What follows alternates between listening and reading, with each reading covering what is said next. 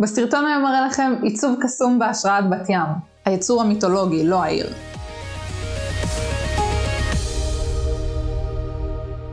היי, ברוכים הבאים לסטודיו צ'רי, אני סימונה צ'רי, ובסרטון הזה נעשה עיצוב בהשראת בת ים, שמשלב טכניקות אומברה באיירבראש ופיסול בבילדר ג'ל. בואו נתחיל. אני מתחילה מהזרת, כבר צבעתי אותה בצבע תכלת וייבשתי. אני יוצרת אומברה בצבע טורקיז בעזרת איירבראש.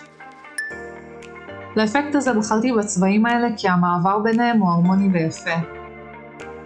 בגלל שמדובר ביצור מהאגדות, אני רוצה לתת מראה קסום, ובשביל זה אני משתמשת באבקת פיגמנט כחולה. על הקמיצה אני מתחילה מצבע לבן שייבשתי. עליו אני מדביקה שבלונה בדוגמת קסקסים ויוצרת אומברה של 3 צבעים. טורקיז, סגול וורוד.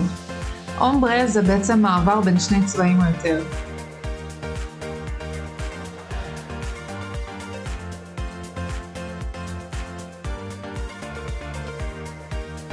אני מורידה בעדינות את השבלונה, כי אני רוצה להשתמש בה שוב, ובשביל עוד קצת בלינג, אני מוסיפה פלייקים עדינים של נצנצים למראה יותר גויים.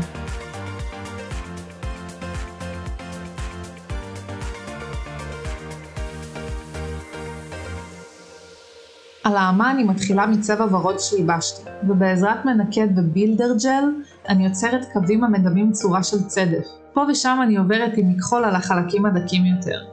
אתם לא רואים את זה בסרטון, אבל אני מייבשת אחרי כל כמה קווים. בגדול, עדיף לייבש יותר מאשר פחות. אז אם אתם מרוצים ממשהו, תייבשו.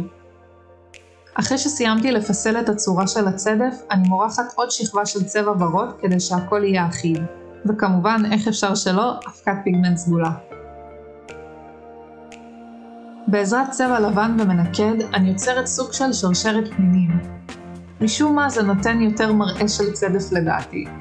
פשוט תראו בעצמכם.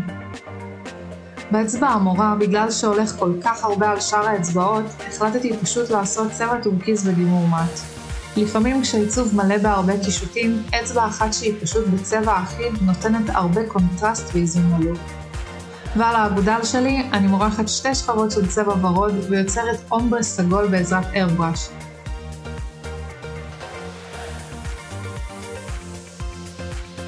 כמובן שגם כאן לא שכחתי להוסיף את אבקת הפיגמנט הסגולה כדי לשמור על האחידות בעיצוב.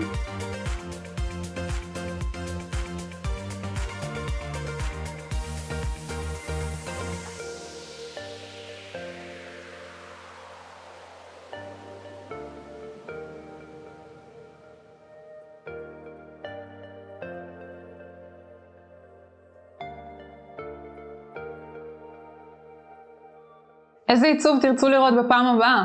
יש סקר פה למעלה, אז תצביעו ותשפיעו. חשוב לי לדעת מה בא לכם לראות. אם אהבתם את הסרטון, תפרגנו בלייק, ואל תשכחו להירשם לערוץ וללחוץ על הפעמון, כדי לא לפספס עוד סרטונים על קישוטים מיוחדים ועיצובים מחוץ לקופסה. נתראה בסרטון הבא.